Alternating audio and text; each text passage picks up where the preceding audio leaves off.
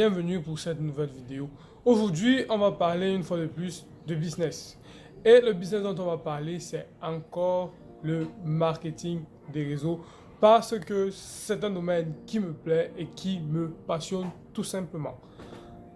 Eh bien, la dernière fois, nous avons parlé de différentes choses, de différents termes que nous utilisons généralement de manière abusive pour décrire le MLM ou le marketing de réseau. Parce que nous ne connaissons pas vraiment de quoi il s'agit. C'est-à-dire, vous pouvez prendre un vrai marketing de réseau et vous le considérez comme un Ponzi ou un système pyramidal, un scam et d'autres choses. Mais dans la vidéo de la dernière fois, nous avons vu que c'est pas pareil. Dans la vidéo d'aujourd'hui, nous allons donc découvrir quelque chose de nouveau sur le MLM. Et donc, j'espère que vous allez rester jusqu'à la fin. Likez la vidéo, abonnez-vous et surtout partagez. Car en effet, l'important c'est d'éduquer, de partager le savoir.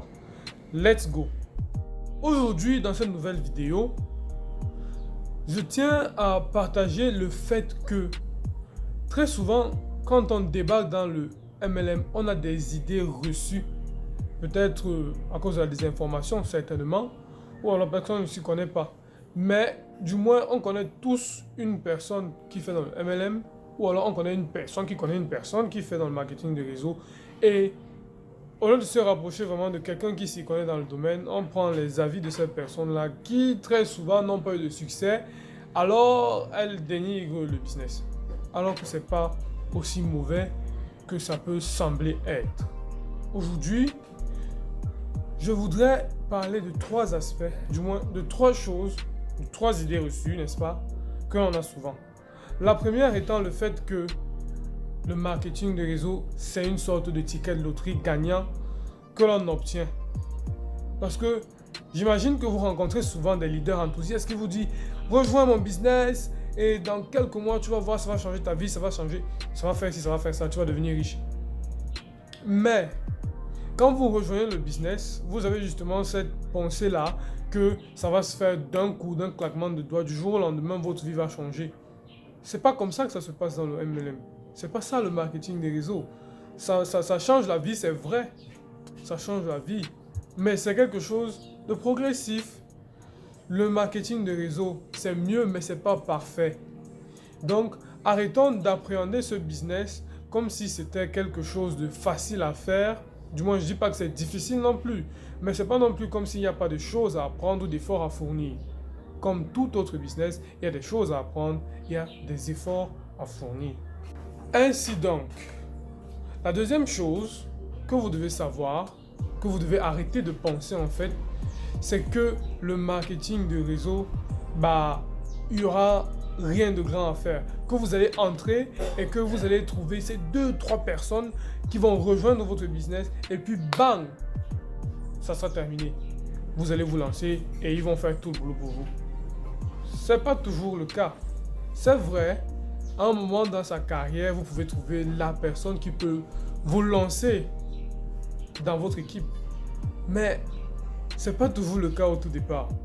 Vous allez rencontrer des gens et vous allez vous rendre compte que, en fait, les personnes sur qui vous comptez le plus, sont ces personnes-là qui vont vous dire « Ah non, ton truc c'est un scam, c'est une arnaque, et non, je ne fais pas dans ça. » Vous vous retrouvez donc dans une situation où la personne sur laquelle vous comptez, c'est cette personne qui vous envoie balader.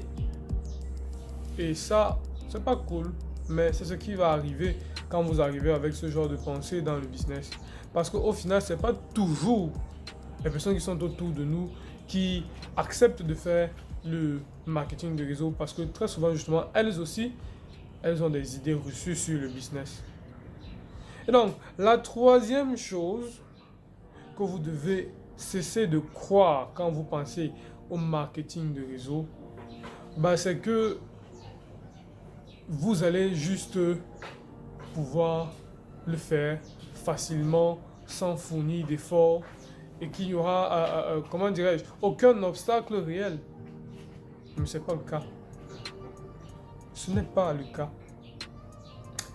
Eh bien, comme n'importe quelle profession, n'importe quelle carrière, dans le marketing des réseaux, vous devez apprendre des choses. Vous allez devoir vous former. Vous allez devoir faire des efforts. Vous allez devoir prendre le temps de connaître le business dans lequel vous vous êtes lancé parce que toutes les entreprises de marketing de réseau ne sont pas pareilles. Et donc, vous allez devoir vous adapter à tout cela.